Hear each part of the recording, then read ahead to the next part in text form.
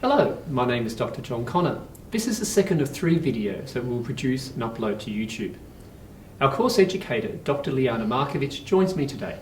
This week marks the end of the second phase of the course, in which we examine the learning curve and how different armies develop new ideas and techniques in an attempt to end the stalemate of trench warfare.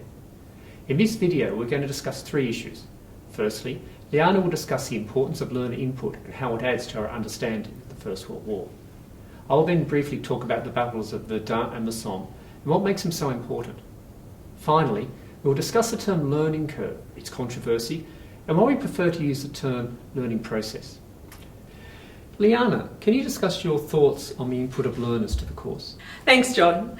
We at the University of New South Wales really value the input of our learners in this course.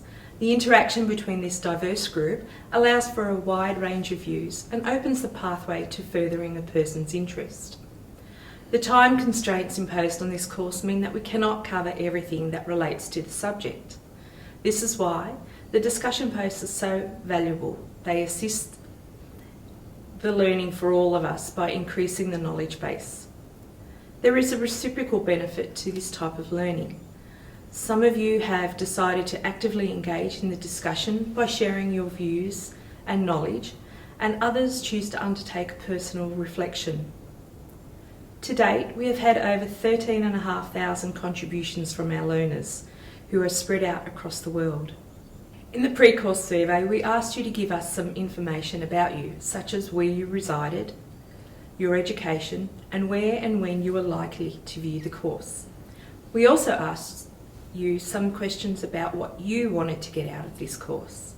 Out of the 2,400 respondents, 78% of you wanted to learn new things, and 24% of you wanted to supplement your current studies. This confirmed that we were on track with our course design. For those new to the study of the First World War, we chose not to overwhelm you with too much technical information. For those with a good level of understanding of the war, we hope to give you an opportunity to build on this knowledge. It has been fantastic to see those of you with a level of expertise have taken the time to share and encourage other learners. We all have certain cultural and educational beliefs that have shaped the way that we think about the war, its causes and effects. Contributing to the discussion allows others to get a different perspective. Many of the questions we've posed over the last 4 weeks do not have a definitively right or wrong answer. Our aim is to give you the tool, that is the question, and hope that you would share your views. I've been very impressed in the manner that these discussions have taken place.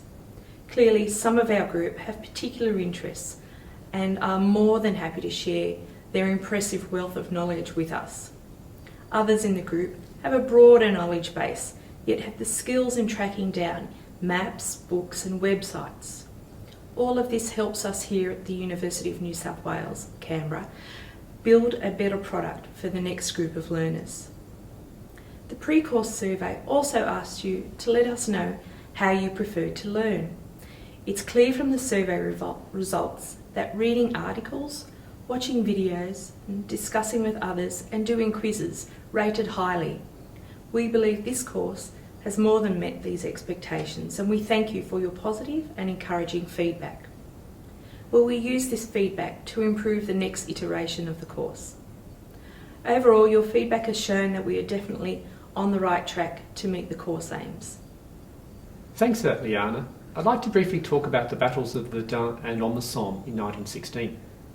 In the pre-course email, we asked you to do some research on the Battle of Verdun in order to understand why this place was so important to the French.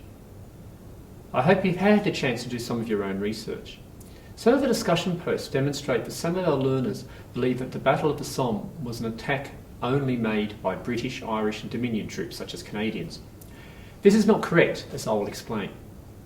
For those of you who don't yet know, Verdun was a significant site in French history. Charlemagne's empire was divided in 3 with the Treaty of Verdun in 842. In the Franco-Prussian War of 1870-1871, the fortress of Verdun was the last to surrender to the Germans. It was to be protected and retained in French hands at all costs.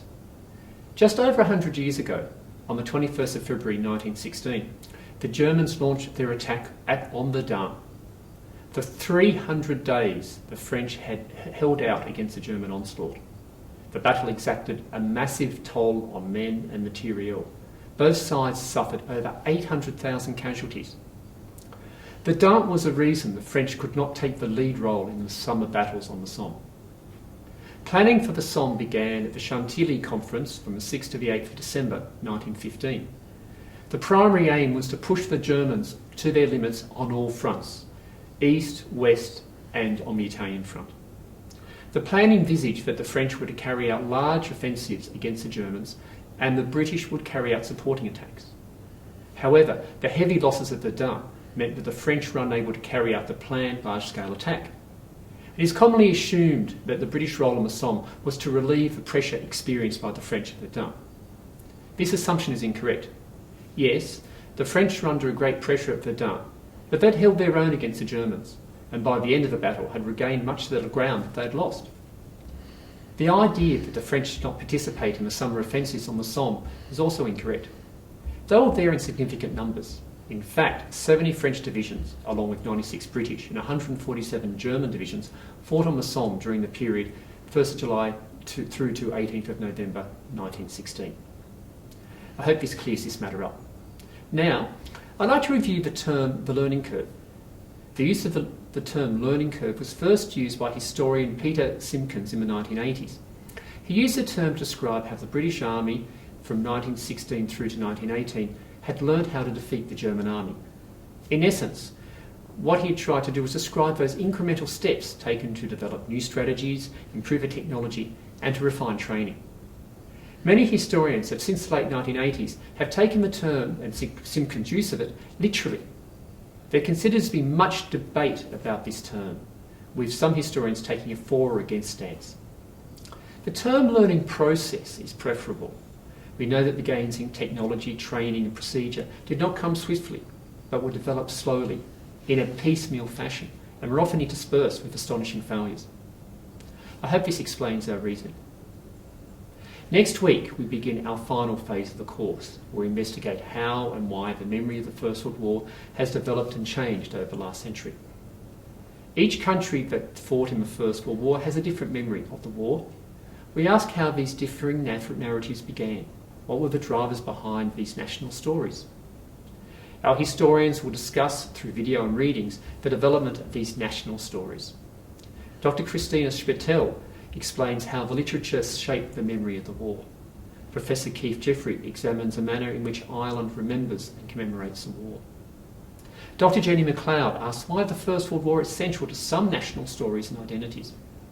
We hope you continue to join us over the last 2 weeks of the course. Please continue with your contributions to the online discussions. Thank you. Thank you.